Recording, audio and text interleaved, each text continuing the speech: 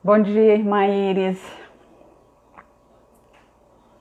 Vamos aguardando os irmãos para a nossa sala de estudo. Estamos aqui como Segunda Igreja Batista em São Mateus, mais uma vez nos preparando para refletir sobre a palavra de Deus. Vamos orar, irmãos, e pedir a direção de Deus para este momento de comunhão que temos e de estudo. Oremos. Senhor Deus, Pai querido, Pai de amor, Pai de misericórdia, te louvamos, te agradecemos por esse momento tão supremo que é estarmos, ó Pai, nos enchendo da Tua palavra, aprendendo de Ti, aprendendo aos Teus pés, e queremos a Tua instrução, queremos ouvir a Tua palavra, tão somente a Tua palavra. Se conosco, como Igreja do Senhor, reunida neste momento, para que possamos crescer como a Tua palavra nos ensina, crescermos na fé, no amor, na perseverança, e que estejamos dispostos a viver todos os ensinamentos que temos adquirido através da Tua palavra, Senhor. Fica conosco, esteja ao nosso lado, esteja com o Teu povo agora, cada um no seu lar. Abre os nossos ouvidos, desvenda os nossos olhos, ilumina a nossa mente. É o que nós te pedimos em nome de Jesus. Amém. Amém, irmãos. Estamos chegando hoje em Tito, capítulo 2. E esta carta Paulo escreveu para Tito, que ele havia deixado em Creta com uma missão. E qual era esta missão? Essa missão era organizar as igrejas ali, e esta missão também incluía levantar líderes para aquelas igrejas. Eu vou pedir licença aos irmãos para dar um oi para minha mãe, porque a minha mãe está bem distante de nós hoje. E nós louvamos a Deus por sua vida e obrigada, mamãe. Estou muito feliz para você estar aqui conosco, viu? Bom, irmãos, nós aprendemos já há 2 domingos que Creta era uma ilha com aproximadamente 100 cidades, e Tito estava com esse desafio de levantar líderes para aquelas comunidades que pudesse levar a palavra, fundamentar os irmãos na verdade, porque falsos ensinos estavam se levantando, porque falsos mestres estavam tentando influenciar aquelas comunidades, e nada melhor, né, para dissipar o engano é a verdade. Domingo passado nós vimos o autor na lição descrever, irmã Silane também leu sobre isso, que o campo mais duro para o engano é o campo preparado com a verdade. Então era isso que Paulo estava orientando Tito fazer. Prepare esse povo com a verdade. Além dos falsos ensinos, nós também já aprendemos no capítulo 1 que a sociedade cretense era uma sociedade desequilibrada. Eram mentirosos, né? Capítulo 1, verso 12. Mentirosos, glutões, beberrões, violentos, preguiçosos. Esse era o perfil da sociedade cretense. E eles então diziam que conheciam a Deus, não é? Verso 16 do capítulo 1. Eles afirmam que conhecem a Deus, mas o negam por suas obras. Gostaria de saber se os irmãos estão me ouvindo direitinho, sinaliza para mim se está tudo certo, para nós continuarmos. Então, no capítulo 2, este era o cenário da ilha, e no capítulo 2, que é o nosso texto de hoje, Paulo começa assim: tu, porém. Paulo começa com um conectivo. Paulo começa aí, lembrando da irmã Alba, né? de uma conjunção adversativa, ou seja, que impõe que demonstra uma oposição. E qual era essa oposição? O verso 16 diz, olha, eles, os cretenses, os falsos mestres, afirmam, discursam que conhecem a Deus, mas em oposição a essa liderança, em oposição a essa sociedade, você vai ser diferente. Assim como ele orientou a Timóteo. Em Timóteo, nós aprendemos Paulo dizendo quanto a mim, e ele diz qual era a sua conduta quanto cristão, diz para Timóteo, tu, porém, vai ser diferente. E aqui não é, Paulo não muda o discurso, né? Ele diz para Tito, tu, porém, faz o quê? Tu, porém, fala o que está em harmonia com a sã doutrina. Fala a palavra, fala a verdade. A sua função como líder e como orientador de líder não é apresentar suas filosofias, os seus conhecimentos, a sua opinião. Você precisa falar, mas o atrativo dessa comunidade vai ser a palavra. O fundamento dessa comunidade é a palavra. Porque Jesus diz assim, né, irmãos, lá no capítulo 15 de João. Eu sou a videira e meu pai é agricultor. Toda vara que dá fruto, ele limpa para que dê mais fruto. Para que dê mais fruto. E aí Jesus afirma, vós já estáis limpos pela palavra.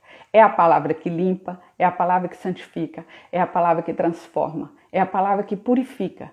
Então, Tito, você vai apresentar a palavra. Se Paulo destaca uma sã doutrina, quer dizer, um conjunto de princípios, de ensinamentos que vem de Deus, existia uma doutrina doentia. E você vai apresentar alguma coisa, era uma mensagem contracultural. É uma mensagem contraposta àquela conduta. E ele diz, é a palavra que orienta. A gente aprende lá nos Salmos, lâmpadas para os meus pés é a tua palavra e luz para os meus caminhos. Aí é a palavra que é útil para ensinar, para instruir, né, para corrigir, para capacitar, como Paulo já tinha ensinado a Timóteo. É a palavra lá em Hebreus, fala que é apta para discernir, ela é eficaz para discernir as intenções, os nossos pensamentos e as intenções do nosso coração. Então você vai apresentar esta palavra. E essa palavra ela é sã porque ela é coerente com o seu viver. Ela precisa estar em harmonia. Não estava em harmonia com os cretenses, mas tu, porém, vai viver em harmonia e vai falar tudo que está em harmonia. Então, irmãos, quando você for opinar sobre algum assunto, a sua opinião tem que estar, se você é um cristão servo de Deus, tem que estar em harmonia com a palavra de Deus. E se você não sabe o que a palavra de Deus discursa sobre esse assunto, então é melhor você não emitir opinião. Ou se você emitir opinião, dizer, esta opinião é tão somente e exclusivamente minha. Mas todo o nosso falar, ele precisa estar harmonizado com esta palavra. E aí, esse falar coerente, Paulo diz, você fala e você faz o quê? Exorta. Capítulo 2. Você exorta os homens, você exorta as mulheres, você exorta os jovens, você exorta os servos, você exorta os livres. É o papel do líder exortar. Exortar não é uma tarefa fácil, não é algo que nós gostamos de fazer, mas é uma ação necessária no meio do povo de Deus. E ele cabe o líder. Só que aí Paulo diz, para você exortar, Tito, existem duas coisas importantes.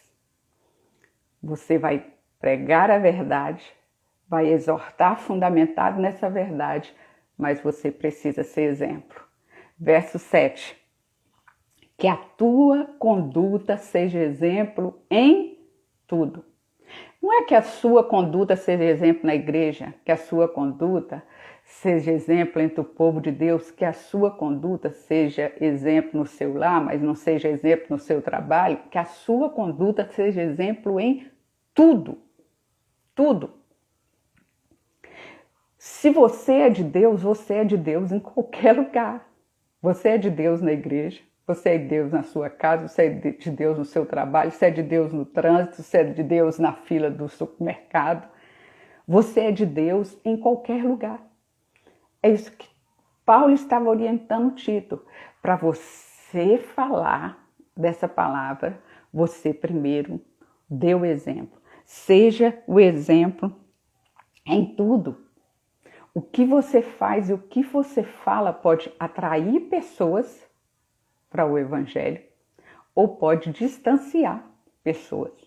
Você professa uma fé e nós precisamos refletir nessa manhã qual é a propaganda que eu faço dessa fé que eu professo. E aí Paulo continua.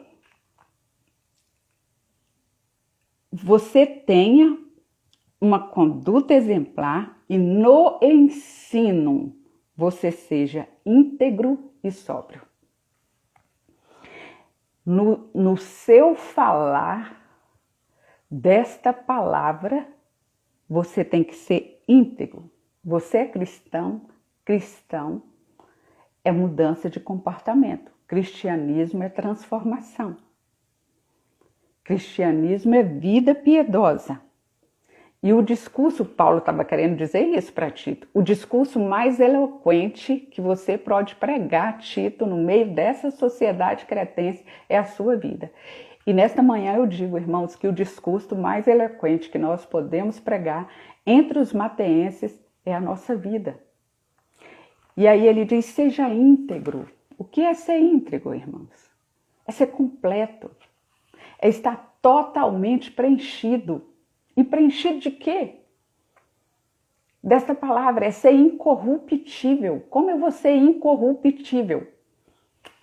Me enchendo dessa verdade.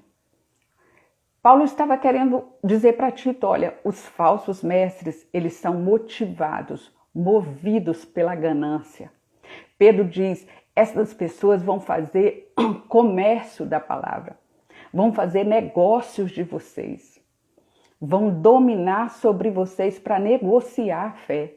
Você não, você vai ser incorruptível. Você, a sua fonte de lucro é uma vida piedosa. É esta palavra que é a sua fonte de lucro.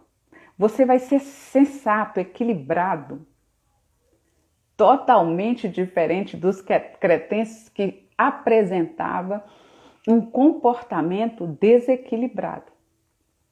E aí, dito isto, Paulo continua, né? Se você vai apresentar sã doutrina, a verdade, se você vai exortar pela palavra, você sendo o exemplo íntegro, equilibrado, aí agora você está apto a exortar.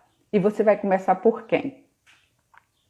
Verso 2. Exorta os homens mais velhos, para que eles sejam equilibrados, respeitáveis, sóbrios, sadios na fé, no amor e na perseverança.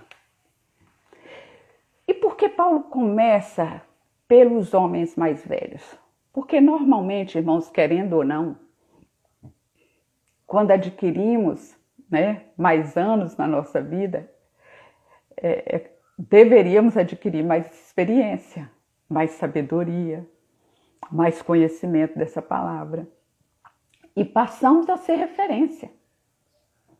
podemos impactar vidas positivamente ou negativamente. Então, Paulo diz, essas pessoas, querendo elas ou não, são referências.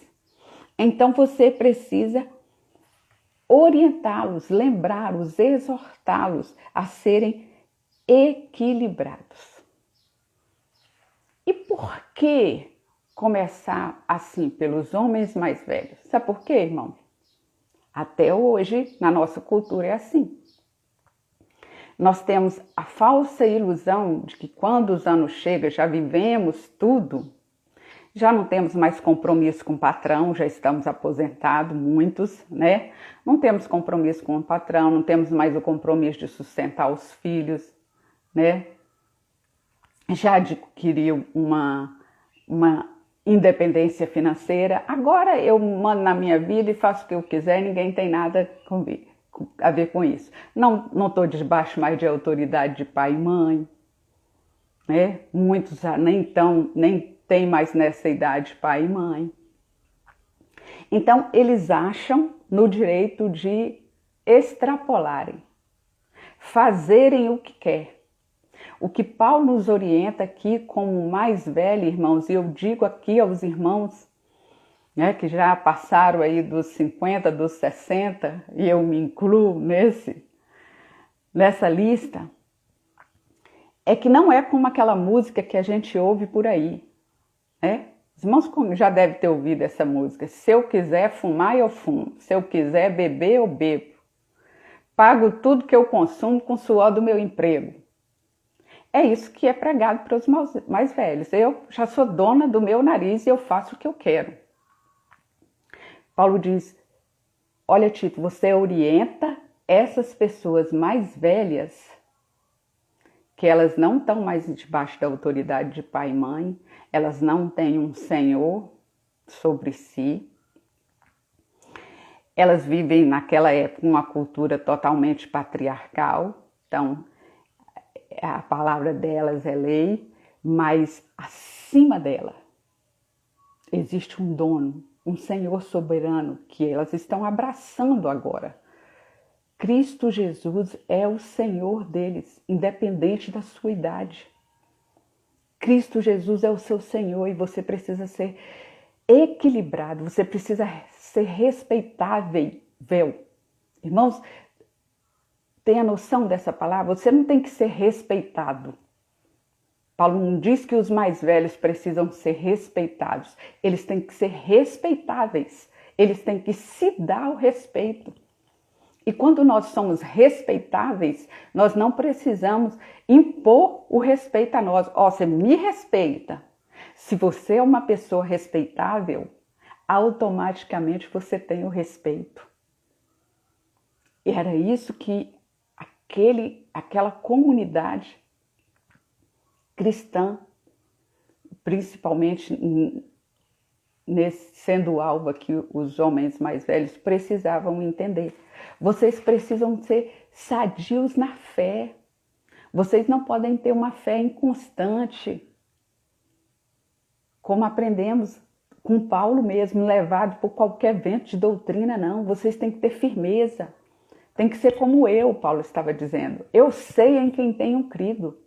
Eu sei quem é o meu Senhor. Eu sei qual é a vontade dele. Eu sei o que ele quer para mim.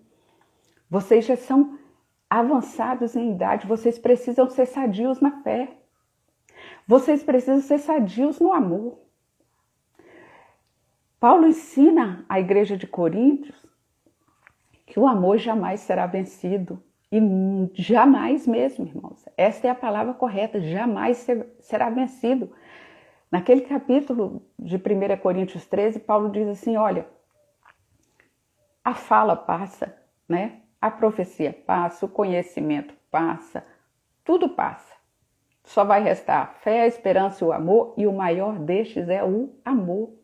Porque tudo que você falar, fizer, construir e adquirir, a gente sabe que vai perecer aqui, mas como você tratou as pessoas, como você amou as pessoas, vai ficar.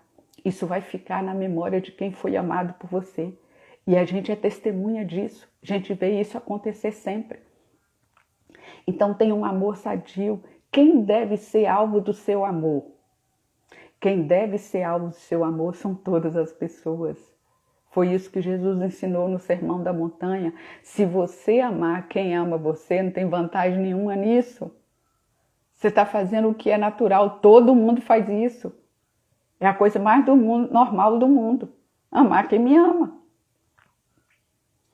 Onde está a característica de um filho de Deus? Jesus disse lá no sermão: vocês vão demonstrar que são meus filhos quando você amar os seus inimigos, quando você amar os que te perseguem, os que te caluniam.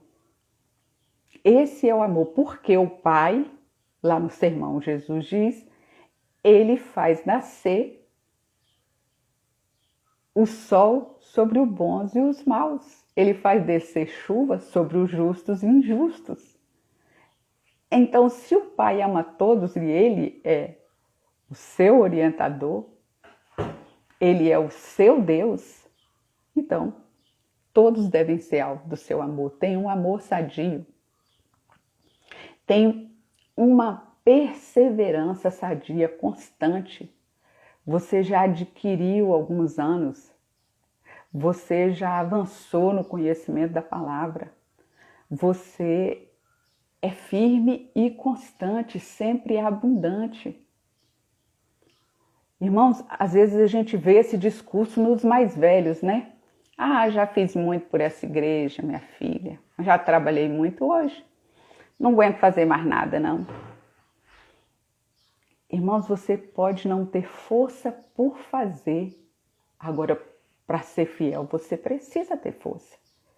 E você, independente da força que você tem condição de fazer, ou do trabalho que você tem que desenvolver, quietinha onde você está, você pode levar uma vida de devoção a Deus e deve.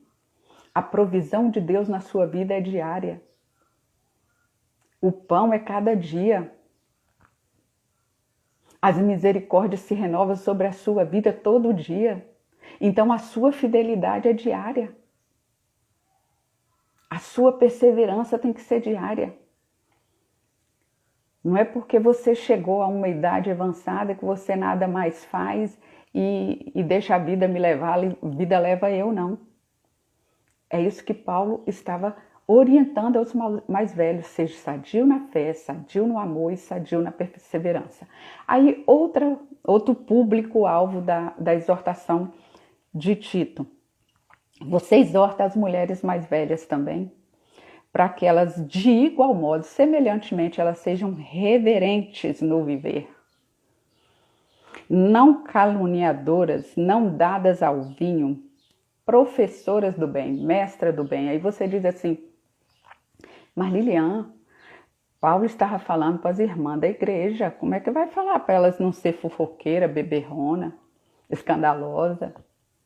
Porque, irmãos, quando a gente começa a fazer parte dessa comunidade cristã, quando a gente abraça essa fé, não ocorre uma mágica e a gente passa a ser santo, não. O pecado lá no Éden maculou nossa natureza. Nossa natureza é tendente ao mal, nossa natureza é pecaminosa, nossa natureza ela é carnal. Quando Deus olhou para aquela humanidade, para aquela geração do tempo de Noé, ele diz que toda a conduta daquela humanidade havia sido corrompida. E Deus então decide destruir aquela humanidade. Ele levanta a família de Noé para continuar. Ele levanta Abraão e o povo continua se corrompendo. Ele levanta Moisés para libertar o povo do Egito. Ele leva o povo ao deserto e lá ele mostra a lei para o povo, um padrão elevadíssimo de vida, os 10 mandamentos. E era para aquele povo cumprir? Não, porque não ia conseguir cumprir, é para aquele povo entendesse. A lei foi para isso, né? Para testificar da nossa natureza, para testificar que nós não conseguimos ser puros sozinhos. Então, na plenitude dos tempos, Nós já aprendemos, Deus enviou o seu Filho e desfez essa inimizade, nos reconciliou com o Pai. E agora, se queremos ter uma vida santa diante de um Deus santo, a gente tem que estar debaixo do senhorio de Cristo, porque Ele é o nosso advogado, Ele é aquele que derrama o seu sangue sobre nós. Ele é que nos purifica, Ele é que nos santifica. Então, Paulo estava dizendo para aquelas mulheres, através de Tito ali, que muitas delas tinham sido prostitutas cultuais naquela sociedade, onde tudo era regado com muito vinho, com muita bebida, com muita orgia. Agora vocês são de Cristo.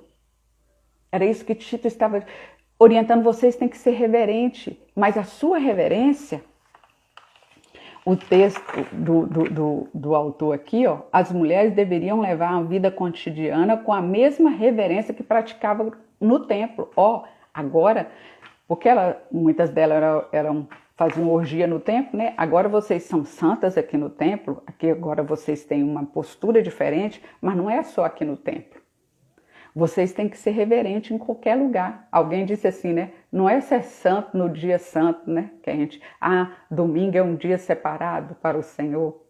Não é ser santo nesse dia, é ser santo todo dia. Essa conduta, ela tem que ser levada para onde você for. A idade, né? Já para os homens dessa ideia de poder, de direcionamento de sua própria vida, para a mulher sobra mais tempo, né? Não tem mais os filhos pequenos para cuidar, às vezes não tem um emprego para ter que bater o ponto para chegar no horário, tem mais tempo, aí começa a falar demais. Falar o que não deve. Paulo diz a vocês: não sejam fofoqueiras, sejam reverentes, tenham cuidado no falar, tenham domínio, controle das suas paixões. O ser dado ao vinho aqui é muito mais de ter controle na bebida, ter controle sobre qualquer vício. Os seus desejos, o controle dos seus desejos está na sua mão. Irmão, se você não pode controlar a sua vontade, quem é que vai controlar? E você controla como? Debaixo do senhorio de Cristo que você controla. E aí Paulo diz, vocês têm que ser professora do bem. Vocês têm que ser exemplo, porque vocês precisam ensinar as mais novas. E vocês vão ensinar o quê? Para quê ter essa postura? Para que vocês ensinem as mulheres mais novas, verso 4, amarem o seu marido, amarem os seus filhos, sejam equilibradas, puras, eficientes no cuidado do lar, bondosas, submissas ao seu marido.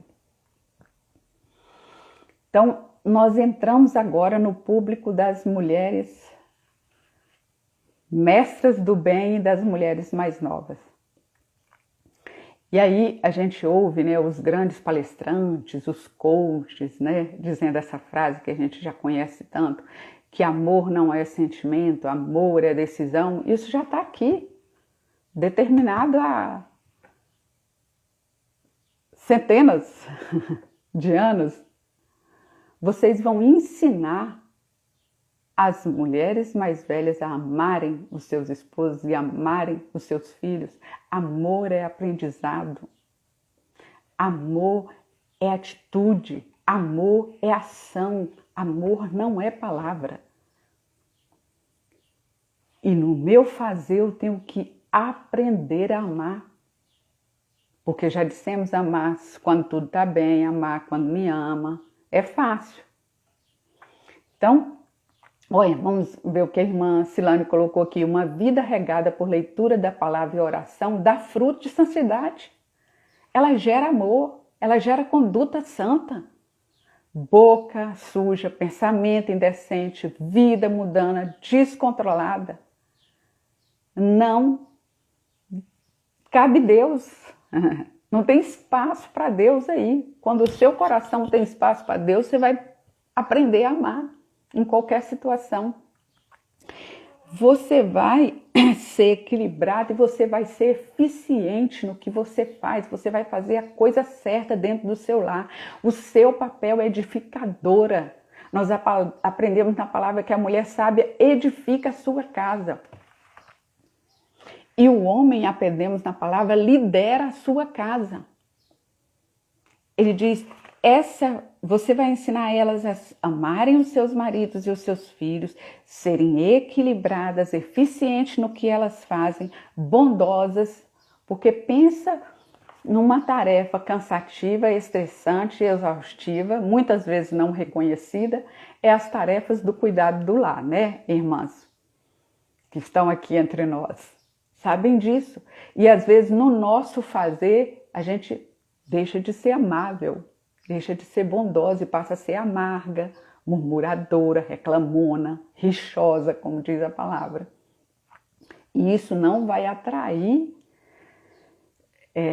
a ajuda para nós, o cuidado do outro para nós, mas vai repelir. Então nós temos que ter sabedoria. E o nosso papel é esse, edificar. A gente edifica como que a pessoa edifica? Sobre um fundamento. E esse fundamento é a palavra. É uma vida regada pela palavra, como a irmã Silane colocou aqui. Nós vamos edificando sobre esse fundamento.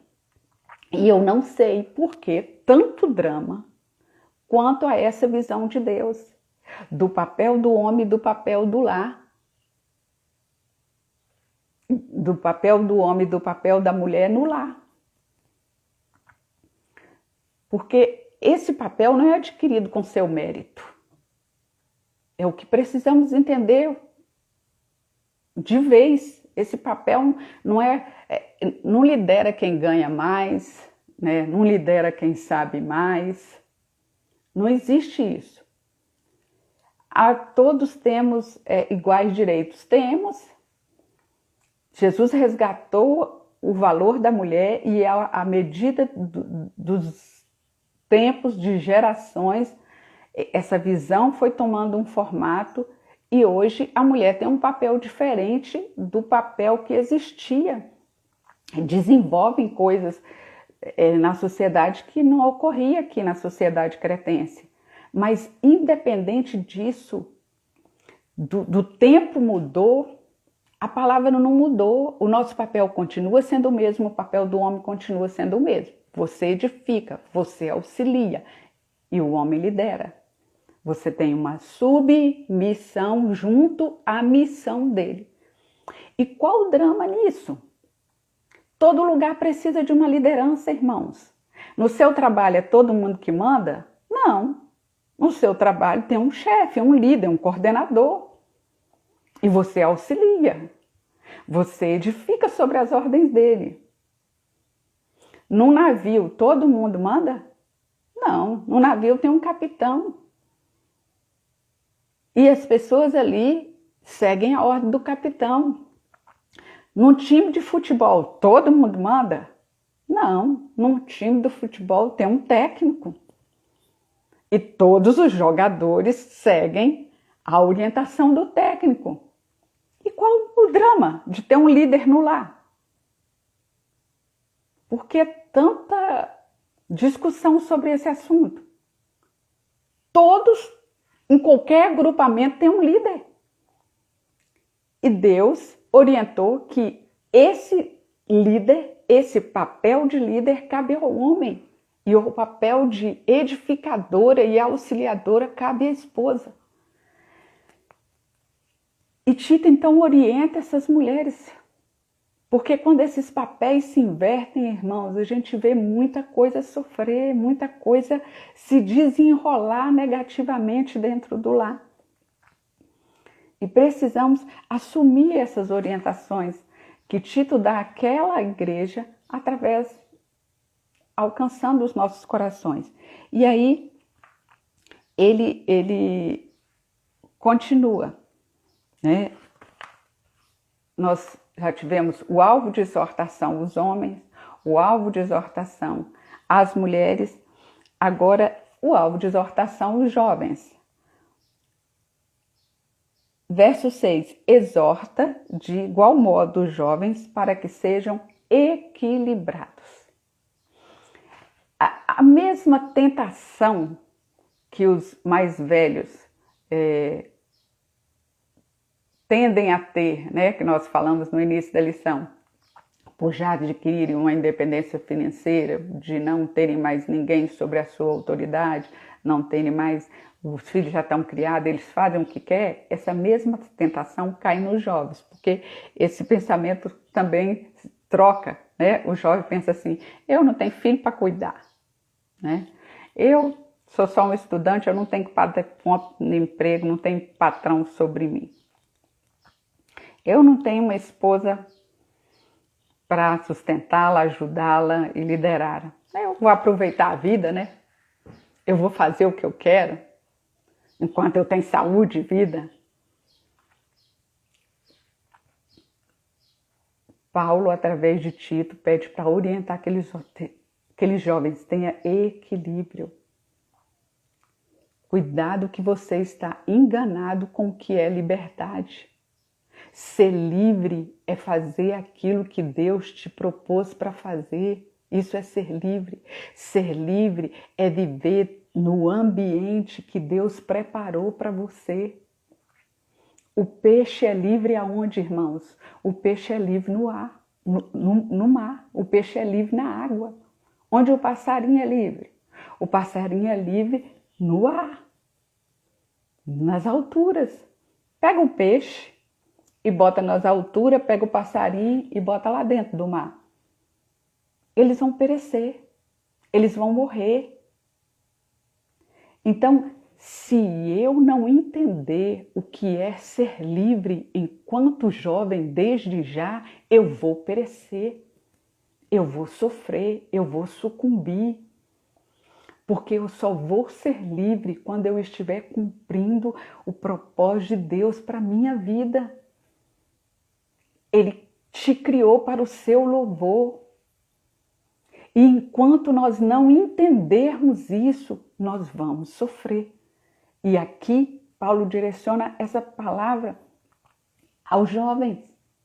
Tenha equilíbrio e entenda o exercício da sua liberdade. E ele finaliza, então, a exortação aos servos. Exorta aos servos para que eles sejam submissos aos seus senhores, para que eles sejam agradáveis, para que eles sejam educados e para que eles não furtem, não roubem. Então, o meu fazer, ele não pode estar à mercê do outro, do fazer do outro. Não é porque o patrão é ruim, eu vou ser ruim. Não é porque ele é autoritário que eu vou ser respondão. Eu tenho que ter coerência com aquilo que a minha vida está fundamentada, que é a palavra. Então, independente do fazer do outro, ele pode estar espravejando, ele pode estar tomando a atitude que ele quer fazer. Naquele momento, você precisa tapar os seus ouvidos, concentrar a sua mente e pensar o que Lilian, serva de Deus, faria numa situação dessa, independente do fazer do outro. E aí você tem que tomar a atitude da sua ação, que cabe à sua responsabilidade. Você não vai dizer, porque fulano fez isso, eu fiz. Se você não tivesse me tratado assim, eu teria agido de outra forma. Não, você tem que agir da forma que Deus orientou você a agir. E aí você vai dizer, mas isso é muito difícil. Se você estiver inundado da palavra, como a irmã Silane colocou ali, eu te garanto que 99% das vezes você vai conseguir.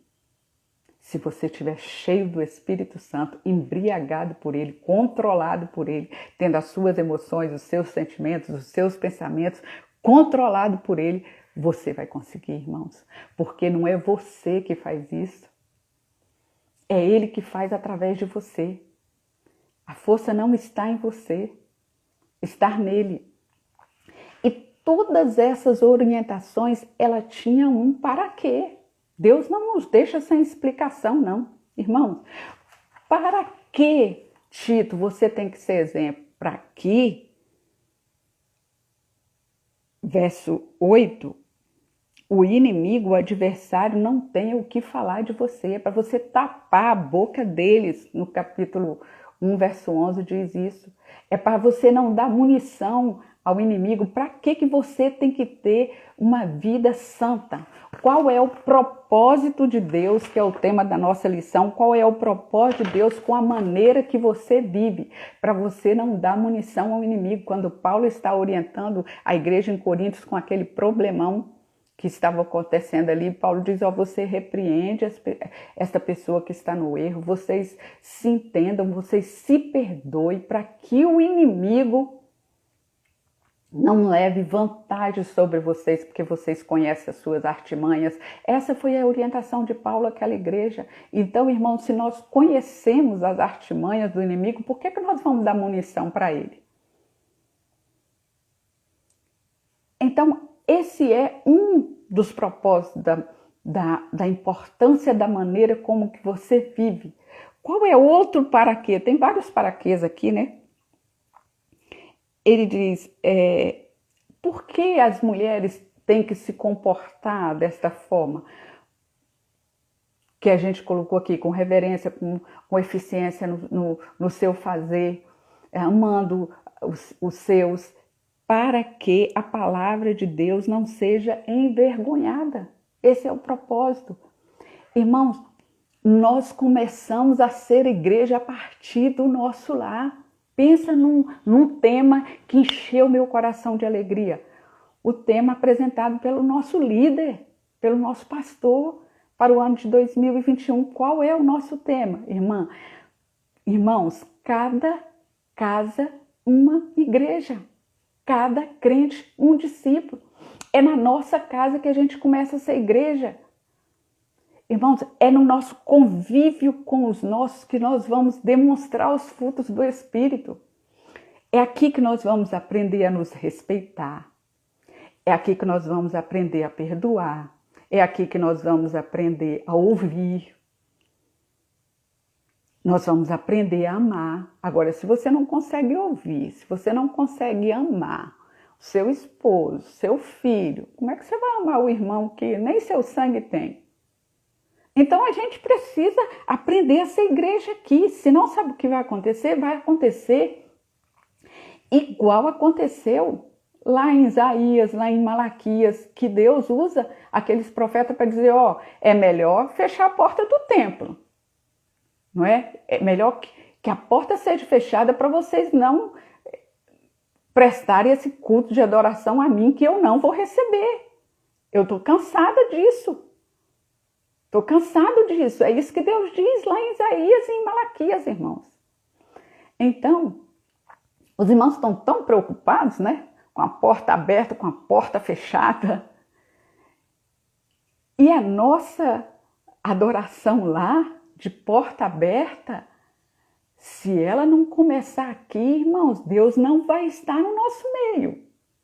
As portas podem estar escancaradas, todos nós vamos estar lá, menos Deus. Menos Deus. Se nós não aprendermos a ser igreja a partir daqui, essa exortação de Paulo, através de Tito, orientando Tito, aquelas comunidades, aos líderes que iriam assumir aquelas comunidades. Os irmãos perceberam que as exortações começam no âmbito doméstico, aos homens, às mulheres, aos jovens, aos empregados, no âmbito doméstico, no âmbito profissional, para o âmbito eclesiástico. Então é assim que nós começamos a servir a Deus. O nosso culto começa onde estamos. Quando nós chegamos lá no templo para apresentar o nosso culto numa reunião, a nossa adoração a Deus, ela é o reflexo de tudo que eu construí no meu viver, no meu dia a dia, no meu fazer. Então, ele encerra aqui no verso 10, dizendo A gente viu, né? Para tapar a boca do inimigo, para não envergonhar a palavra.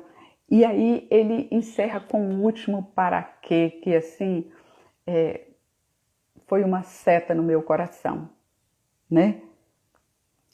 Vocês devem fazer isso para que em tudo, verso 10, em tudo você mostre a beleza da doutrina, a beleza da palavra de Deus, nosso Salvador.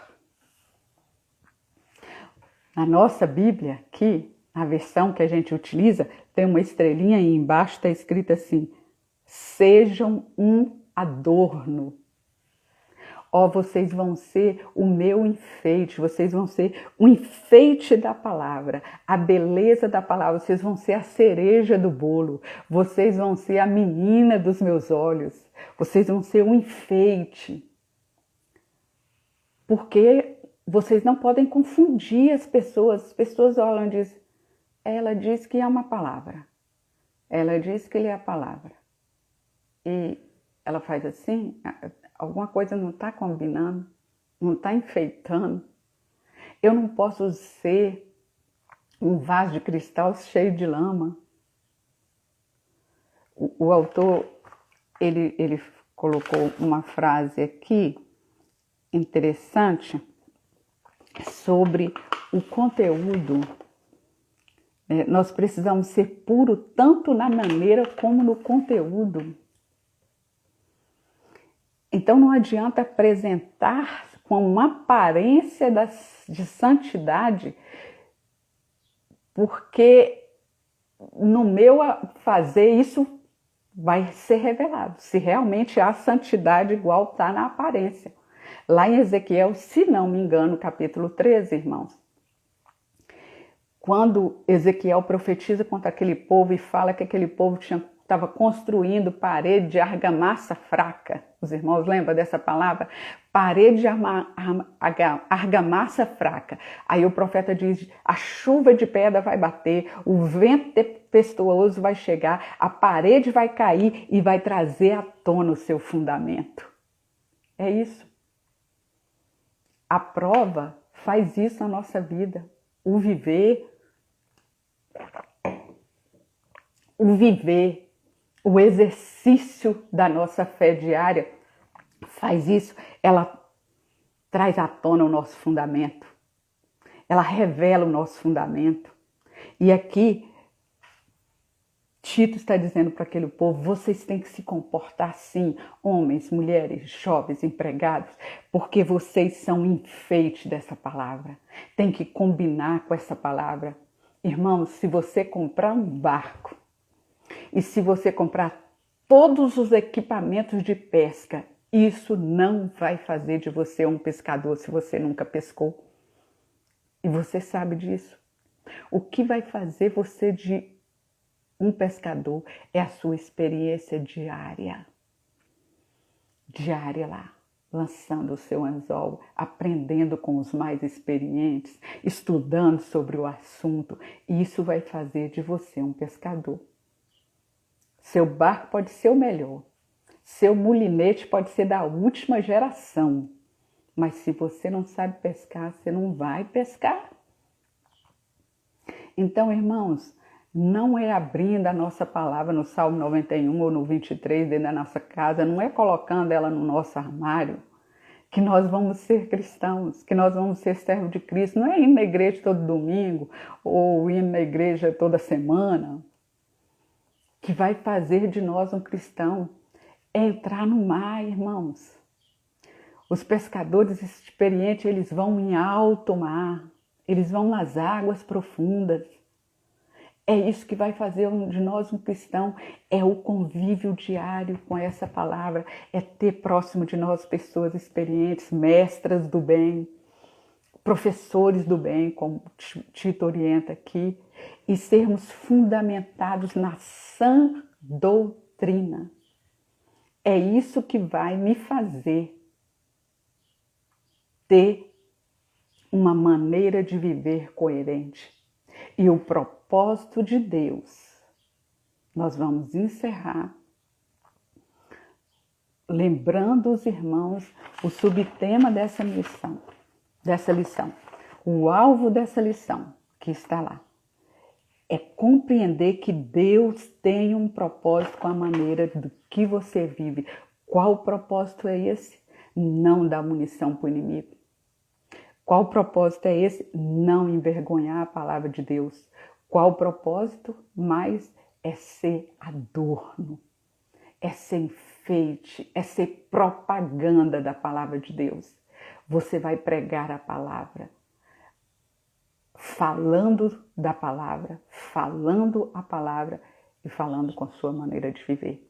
Que assim seja entre nós, que buscamos diariamente essa dependência do Espírito na nossa vida, porque é só Ele que é bom. Aí você diz assim, pode olhar, né? Todas essas orientações que Paulo disse, você diz, nossa, eu sou show, hein? Eu faço tudo isso. Tô bem, você não é show coisa nenhuma. Porque quando Jesus tem um encontro com aquele jovem, e ele diz assim, bom mestre, Jesus diz, só tem um que é bom. Nem Jesus, irmãos, se considerou bom. Só tem um que é bom. O nosso Pai. Então, não é o seu fazer, não é o que você faz que vai se tornar aprovado diante de Deus. Você vai ser amado pelo que você faz, não. É pelo que Deus fez em você, é pela a obra que Cristo realizou na sua vida. É Ele que fez. Então, quando você estiver cumprindo, quando você estiver exercendo todas essas orientações, não entenda que o adorno é você, que a glória é sua, o adorno é de Deus. É a palavra de Deus, nosso Salvador. É a Ele que a glória precisa ser revelada, não é a sua glória. Você só é capaz de realizar boas obras, você foi criado em Cristo para isso. Paulo nos ensina que de graça nós fomos salvos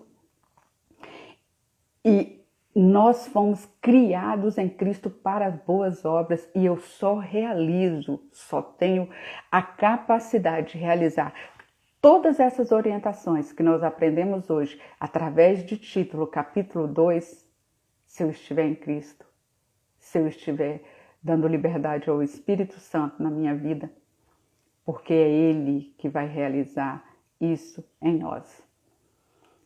Que abramos o nosso coração para o Espírito Santo de Deus, que vivamos sob esse senhorio de Cristo, essa vida piedosa, é isso, é deixar Deus ocupar o lugar de Deus.